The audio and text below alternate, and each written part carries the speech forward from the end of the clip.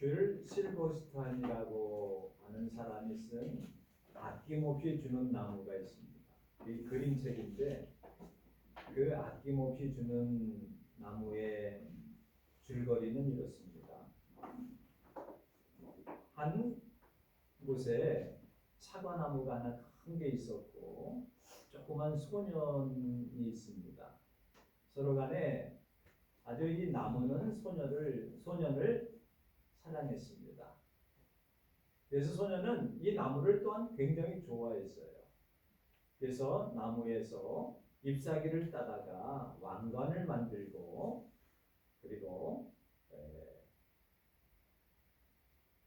그네를 타고 그리고 숨바꼭질도 하고 그리고 낮잠도 자고 하는 아주 이 나무 커다란 사과나무하고 이 소년이 굉장히 친밀하게 서로 좋아했어요.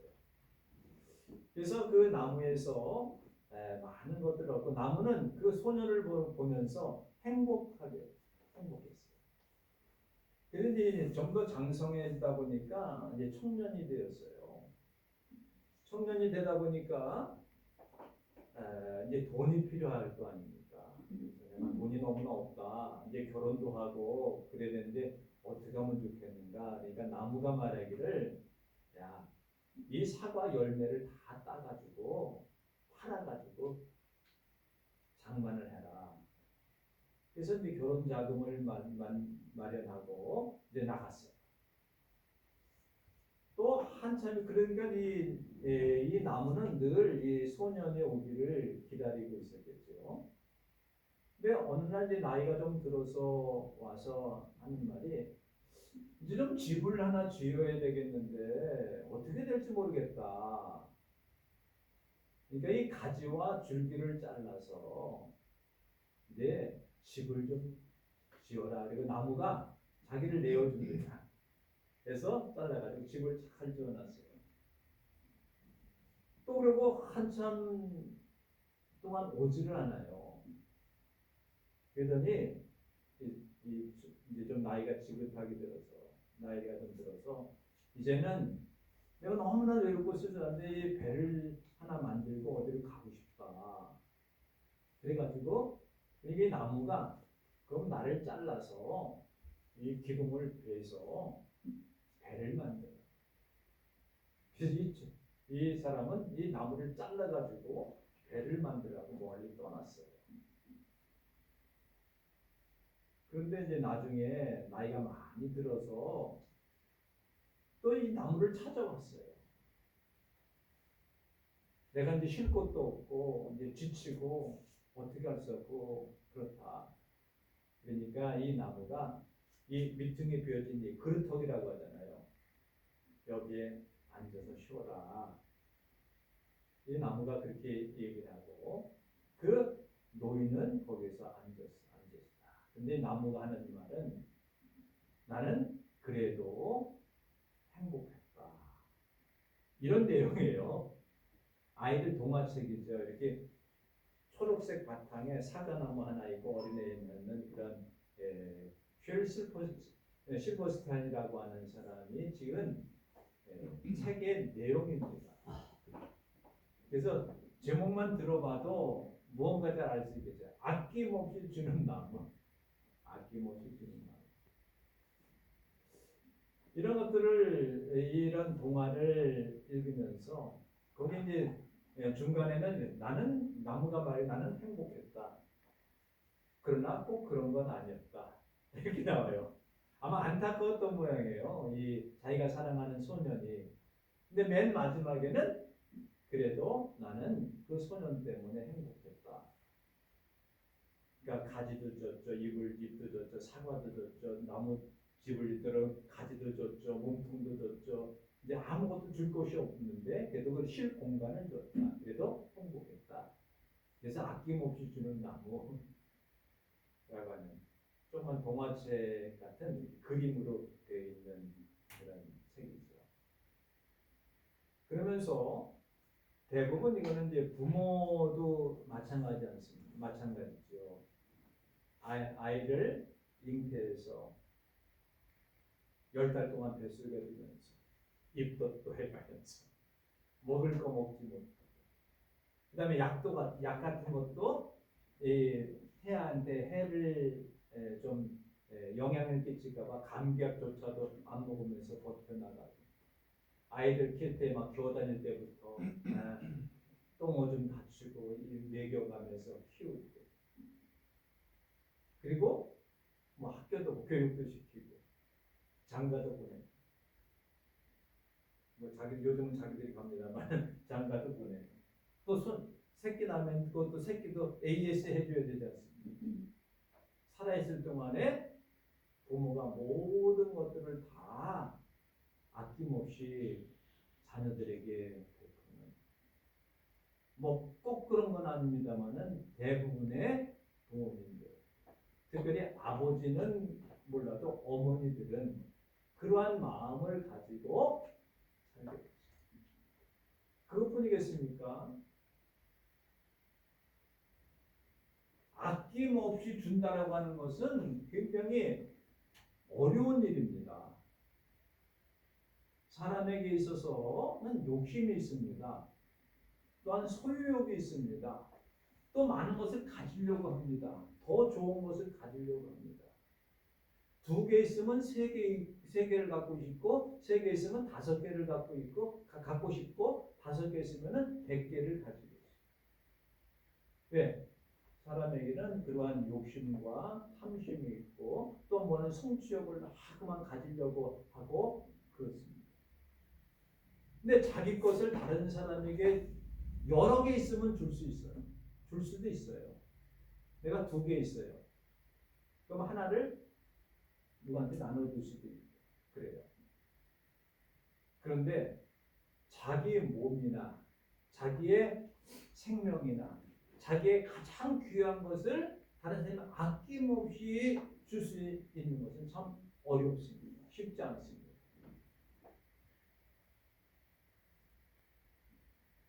근데 어떤 사람은 죽어도 아깝지 않은 사람이 있는가 하면 주면은 아까운 사람이 있어요. 그건 다른 게 아닙니다. 자기가 사랑하는 사람한테 주는 거는 아깝지가 않아요. 아깝지가 않아요. 근데 어떤 조건에 의해서 내 스스로가 아니라 저쪽에 요구해서 나 이거 사줘 해서 사줄 때에 부담이 가고 아까운 생각이 드는 경우가 많이 있어요.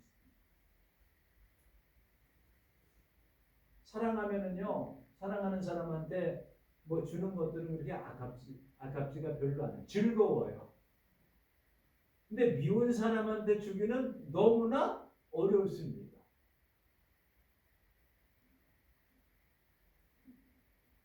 오늘 성경에 보면은 하나님의 자녀들이 예수 그리스도 마찬가지고 대적들이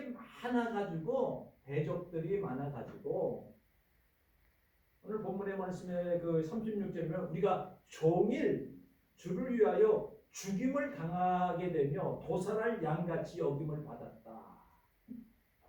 양을 죽이려고 하는 그러한 세력들 앞에 우리가 있다. 늘 죽임을 당할 정도로 위협과 고통을 당하고 있는 그런 상황 속에서 그런 자들에게 베푼다는 것, 준다는 것, 이러한 것들을 바라보면서 이것을 어떻게 죽음에서 면하게 하고 승리할 수 있게 하기 위해서 하나님께서 우리에게 베풀어 주시는 그 사랑과 은혜와 축복과 보호하심을 말씀하시면서 결국은 하나님께서 하나님의 백성들을 사랑하시고 또한 백성들 위해 놀라운 계획을 가지고 계시고 특별히 사랑하는 성도를 도와주시고 감사하게 하시며 하나님의 놀라운 능력과 권능으로 우리를 승리케 하시는 그 원동력이 그 근원이 하나님의 사랑이다. 그래서 오늘 본문의 말씀을 통하여서 아낌없이 주시는 하나님의 사랑이 얼마나 크신가를 한번 성경을 통해서 또한 오늘날 우리의 삶의 현장에서 어떻게 적용하고 어떻게 살아나가야 할 것인가를 말씀을 드리려고 합니다. 오늘 본문의 말씀을 보시기 바랍니다. 31절에 보면은 우리가 무슨 말을 하리요? 할 말 없다는 거예요. 하나님이 우리를 위하시는데 누가 우리를 대적할 수 있겠느냐? 성경 여러 가지 성경을 보면은 하나님은 우리를 위하시니라고 하는 말의 번역을 보면은 하나님이 우리 편이 되어 주시니라고 하는 거예요. 하나님이 내 편이시다.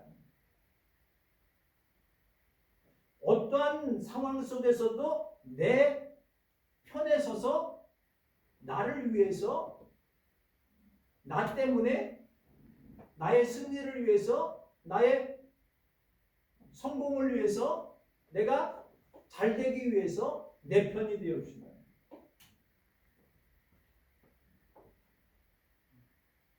하나님이 우리 편이라고 합니다. 내 편이라고 합니다. 어렵고 힘들 때에 내 편이 되어 주시는 분이 있다라고 하는 것은 굉장히 힘이 되는 겁니다. 더더군다나 하나님이 내 편이시다. 그래서 여기 보면은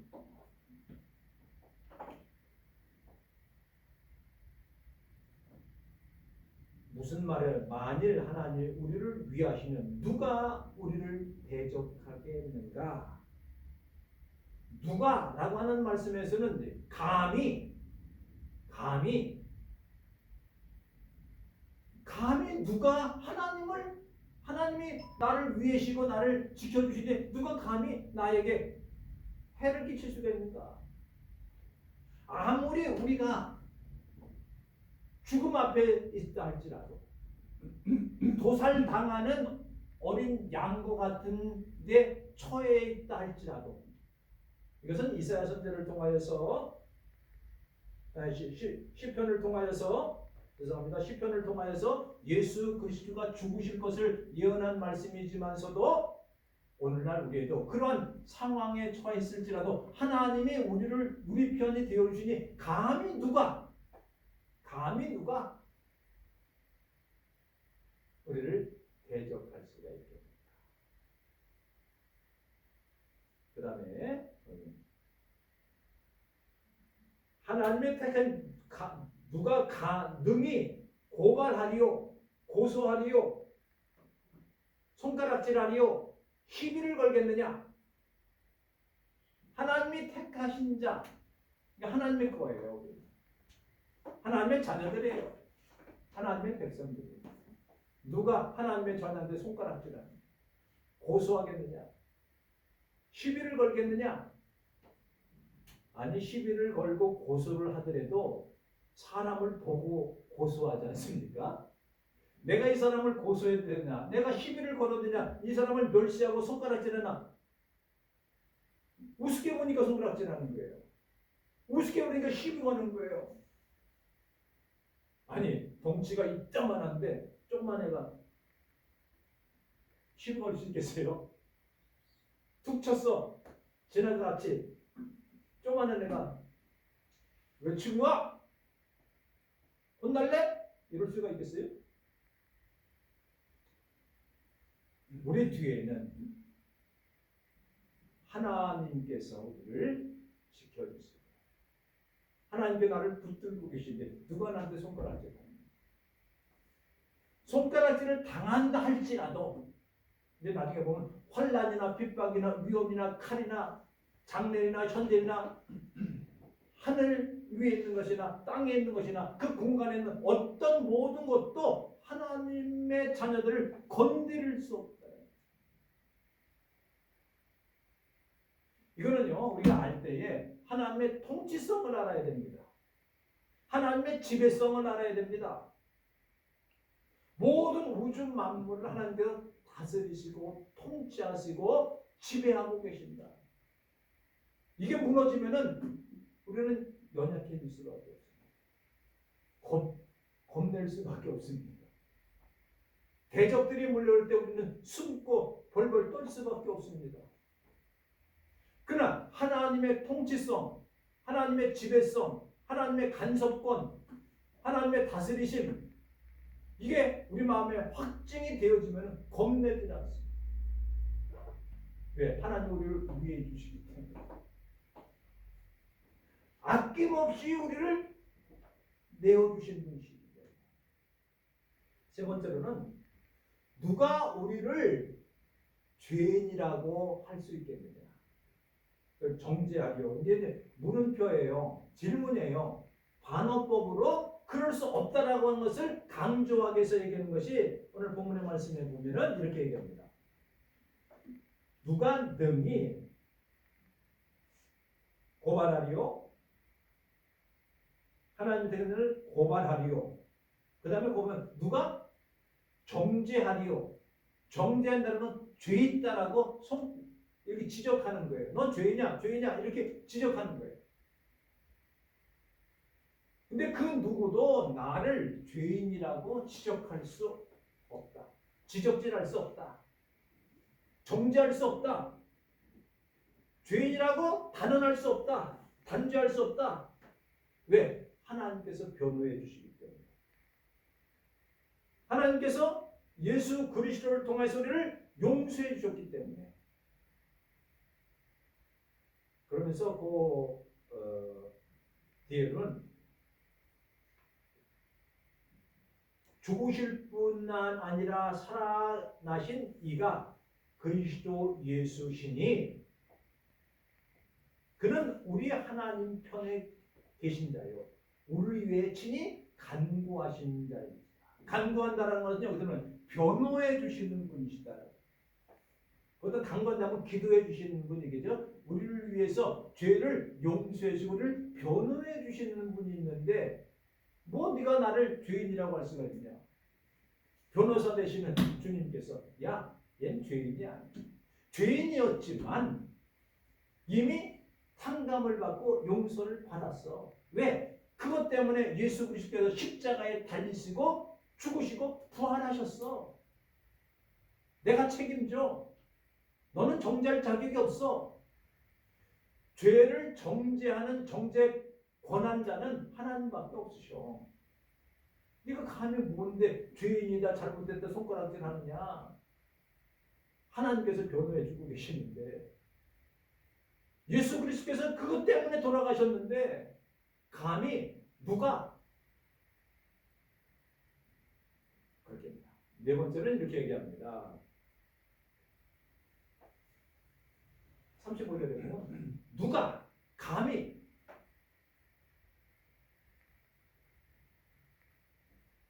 그리스도의 사랑에서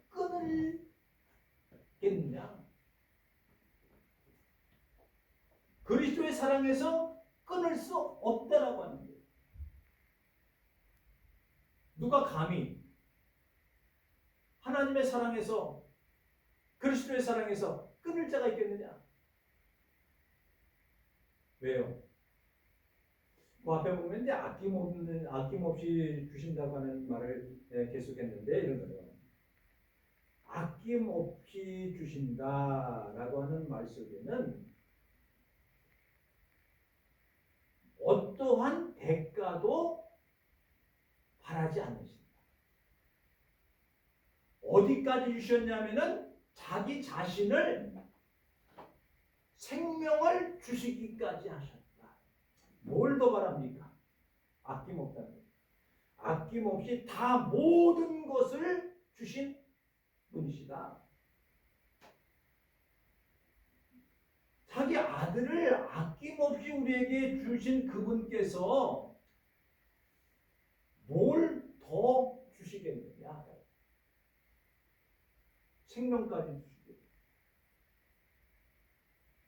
아까 이제 그 아낌없이 주는 나무에 대해서 얘기했고, 그 다음에 부모에 대해서 얘기했고, 더 나가서는 예수 그리스도께서 우리를 아낌없이 십자가에 달리시기까지 생명을 우리에게 주시는, 아낌없이 주시는 분이시다.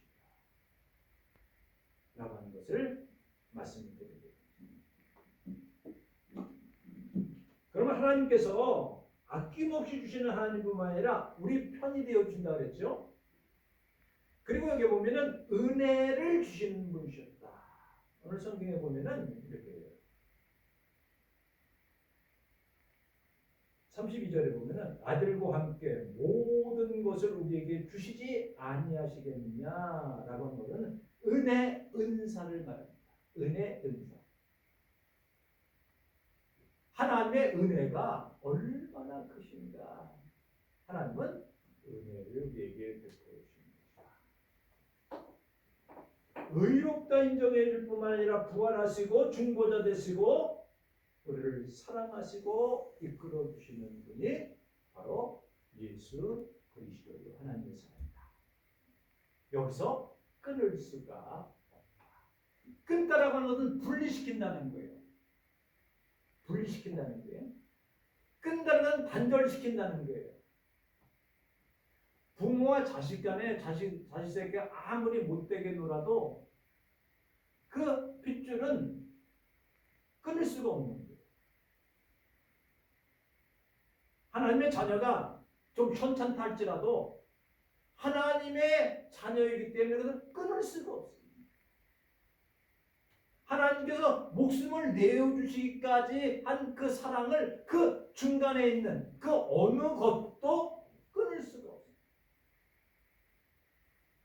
한번 보세요. 그걸 여러 가지로 이렇게 언급을 해요. 오늘 본문의 말씀에 보면은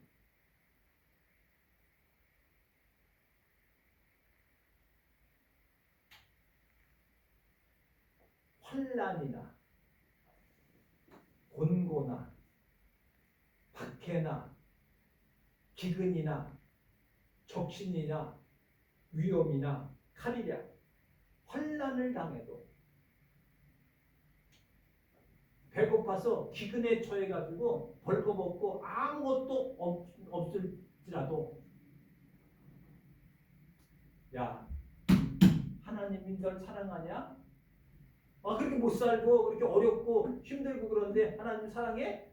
사랑하지 않잖아. 하나님의 자녀라고 그러면 그렇게 굶게 만들어? 하나님의 자녀라고 하면 얻어맞게 만들어? 하나님의 자녀라고 하면은 칼로 위협을 받고 죽을 지경에 처해? 하나님 너 사랑하지 않는 거야. 이게 뭐예요? 하나님의 사랑에서 끊으려고 하는 요소들이에요. 어떤 사람은 그렇지 않습니까? 내가 이제까지 예수님을 믿고 교회를 다녔는데 잘 되는 거 별로 없어. 힘들고 괴롭고 가난하고 어렵고 속상한 일만 생기고 답답한 일로 괴로운 생각. 하나님 나를 사랑하지 않으시나 봐. 그런 생각을 기독교인들 중에서 안 해본 사람이 몇이나 되겠어요? 예? 꼭 그러잖아요. 그 자녀들이 부모한테 엄마 아버지는 날 사랑하지 않나 봐. 사랑하면 내가 돈 달라고 할 때 척척척척 주고, 예? 아프다고 할 때 얼른 가서 뭐 하고, 어렵다고 할 때 도와주고, 그러지 않는 거 보니까 사랑하지 않나 봐. 물론 부모가 능력이 없으니까 그럴 수도 있습니다. 근데요, 하나님은 능력이 없으신 분이 아니지 않습니까? 하나님 모든 우주 만물을 다스리고 통치하시는 하나님 앞에서 하나님이 날 사랑하지 않나 봐요. 하나님이 능력이 없으신가 봐요. 왜요? 그렇기 때문에 나타나는 현상이 뭡니까? 하나님의 권위가 변동되었다고 생각합니다. 그걸 권위적 변동이라고 해요. 그러니까 하나님의 권위가 없고 하나님의 능력이 없고 하나님의 영광이 없기 때문에 돈이 더 능력 있다고 생각하는 거예요. 권력이 더 능력 있다고 생각하는 거예요. 물질이 더 능력 있다고 생각하는 거예요. 이게 변형이 되거든요. 그래서 뭐예요? 하나님 날 사랑하지 않나 봐. 이러는 거예요. 내 입맛에 맞으면은 하나님 사랑하시는가 보다. 내 입맛에 맞지 않으면은 왜 이렇게 밥이 설고, 예? 설고, 질고, 그러냐? 이렇게 얘기를 하지 않습니까? 그래서 옛날에 뭐 반찬이 짜다 어쩌고 그러면 사랑이 식었나 봐. 이런 얘기 했지 않습니까? 아니, 사랑하면은 밥이 짜든, 달든, 잘 됐든 못 됐든 간에 맛있게 먹잖아요. 근데 조금만 미운 털이 배기면 뭐예요? 밥이 진해, 짜네. 네, 죄송합니다. 밥이 짜진 않습니다. 밥이 설었네, 뭐, 대네, 뭐, 예? 반찬이 짜네. 그런 얘기 나오면은 옛날 어른들이 사랑이 식었나 봐. 내 입맛에 맞으면은 좋다고 그래요. 입맛에 맞지 않으면은 사랑하지 않나. 우리 사람은, 인간은 좀 어리석어서 그럴 수 있습니다. 그런데 끊는다고 해서 끊어지지 않는 거예요. 한 가지 더 말씀을 드리면 이거예요. 높음이나 깊음이나 라고 하는 말 속에 보면은 하늘에서부터 땅까지 깊은 곳, 그 사이에 있는 모든 것, 뭐가 있어요? 거기에는 뭐 별의별 것 다 있을 거 아닙니까? 하늘과 땅 사이, 땅 깊은 데까지 그 사이에 있는 그 모든 피조물, 이것도 하나님의 사랑에서 우리를 끊을 수 없다라고 확정시켜주고 단정시켜주고 증언하고 계십니다. 그래서 우리 믿는 사람들은 하지 말아야 될 얘기가 여러 가지가 있는데, 아이고 하나님도 무심하시지, 이 말 하지 말아요. 하나님이 날 사랑하지 않나 봐, 이 말도 하지 말아요. 하나님이 날 미워하시나 봐, 이 말도 하지 말아요. 물론 우리가 할 수 있는 푸념이고 그렇습니다만은 하나님의 사랑은 그렇지 않다. 아낌없이 주시는 거예요. 더 주고 싶어도 줄 게 없을 만큼 다 내어주시는 분이 하나님이세요. 그러면 이제 우리가 어떻게 살아나가야 되는 거예요? 그게 중요하지 않습니까? 우리가 살아갈 방편에 대해서 우리가 얘기하지 않고 하나님의 사랑만 얘기하다 보면은 뭐 하나님의 사랑 그렇지 뭐. 그래서 설교는 항상 하나님의 사랑을 알았으면은 이제 우리가 어떻게 살아나가야 될 것인가 방편이 꼭 들어가 있어야 그것이 우리의 교훈이 되어지고 설교가 됩니다. 짤막하게 보면은 이제는 우리가 하나님 편에 서야 돼요. 하나님의 통치권과 하나님의 지배성을 바로 알아야 돼요. 하나님께서 나를 다스리고 계십니다. 그래서 기도할 때마다 하나님의 나라와 의를 구하라고 하지 않습니까? 무엇을 먹을까, 무엇을 마실까, 무엇을 입을까 염려하고 걱정하지 말고 하나님의 나라와 의를 먼저 구하라. 그럼 이 모든 것을 도와해 주시다. 하나님의 통치성과 하나님의 지배성과 하나님의 왕권을 인정하는 기도를 먼저 하라는 거예요. 그러면은 나머지는 다 주시는 거 아닙니까? 하나님이 우리 편이 되어 주셨기에 이제 우리는 하나님 편이 되어 주시는 거예요. 이건 하나님 말씀에 순종할 때에 이 모든 주어진 것이 있지만 그것을 내가 내 것으로 만드는 거예요. 이미 우리는 하늘의 소유권을 다 받은 자예요. 상속을 받은 자예요. 상속 받으면 뭐합니까? 내 것이 될 거 아닙니까? 그렇게 해서 그것을 이루어 나가고 그것을 자체적 점령, 자체적 정복해 나가는 거예요. 그래 내 것이 되는 거예요. 음식물이 쫙 차려져 있어요. 근데 내가 먹지 않으면 무슨 소용이 있어요? 그래서 내가 그것을 받아들이고 내가 감사하면서 하나님의 은혜와 하나님의 사랑과 긍휼하심을 베푸시는 것에 대한 감사가 있어야 됩니다. 그리고 하나님 말씀대로 순종하게 되고 하나님의 사랑을 실천해야 돼 일어나가는데 모든 승리의 원동력이 하나님의 사랑이라고 하는 거예요. 오늘 본문의 말씀에 보면 이렇게 말씀하고 있습니다. 그러나 37절이요. 그러나 이 모든 일이 우리를 사랑하시는 이로 말미암아 이런 넉넉히 이기느니라. 세상에서 승리할 수 있는 것은 하나님의 사랑이 있기 때문에 그렇습니다. 하나님이 가장 좋은 것으로 우리에게 채워주신다고 하는 그런 믿음을 가지고 있기 때문에 그렇습니다. 사랑하는 우리 영계 성도들이여, 하나님 우리를 사랑하시고 아낌없이 예수 그리스도 생명까지 우리에게 아낌없이 내어주신 하나님의 사랑입니다. 그 어느 누구도 우리를 정죄하거나 대적하거나 우리를 손가락질하거나 우리를 고소하거나 우리에게 시비 걸 자가 감히 없습니다. 하나님이 우리 편이 되어주십니다. 이제는 우리가 하나님 편에 서서 순종하고 말씀대로 살아나갈 때에 그 모든 하나님의 사랑이 우리 가운데 충만할 뿐만 아니라 사랑하는 성도의 가정과 이 사회에 하나님의 사랑이 넘쳐나시기를 주님의 이름으로 축원합니다. 기도하시겠습니다. 거룩하시고 은혜가 풍성하신 하나님 아버지, 하나님의 사랑이 얼마나 크신가를 사도 바울의 고백을 통하여서 깨닫게 됩니다. 아끼지 아니하시고 모든 것들을 내어주신 우리 하나님, 그 아들 예수 그리스도께까지 우리에게 주신 하나님의 사랑을 그 어느 누구도 끊을 수가 없음을 고백하면서 우리 하나님을 사랑하는 자 되어지게 하시고 하나님의 뜻대로 부르심을 받는 자답게 하나님 편이 되어서 말씀에 순종하고 담대하게 승리를 이루어나가는 복된 성도들 되어줄 줄로 믿습니다. 주 예수 그리스도 이름으로 기도 올리옵나이다.